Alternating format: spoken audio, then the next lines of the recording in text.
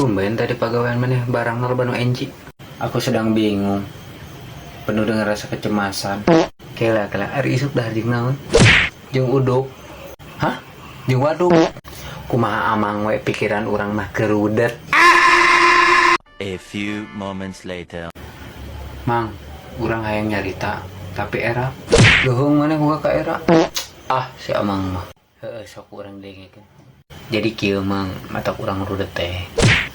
Hari orang si Dewi geus kelas di samping.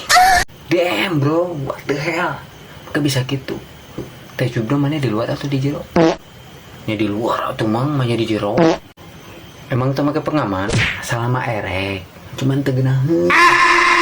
Wah, bahaya asli, bahaya.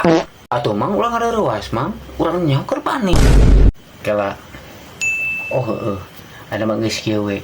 Ayeuna maneh engke lamun balik nyangan danas beureum pikeun ka si Dewi.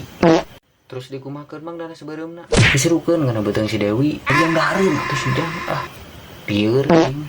Oke mang siap, ke balik gawe urang rek nyangan danas beureum. Ujung we sing beunangan ngan ulah sekali-kali dia awas ya, ka aing dilumpatna.